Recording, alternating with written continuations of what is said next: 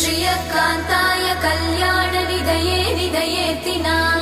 श्रीवेङ्कटनिवासाय श्रीनिवासाय मङ्गलम् लक्ष्मी सविभ्रमालोकसुभ्रूविभ्रमचक्षुषे चक्षुषे सर्वलोकानां वेङ्कटेशाय मङ्गलम् श्रीवेङ्कटाद्रिशृङ्गाग्रमङ्गलाभरणाग्रये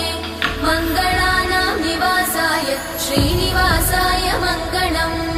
सर्वावयव सौन्दर्य सम्पदा सर्वचेतसां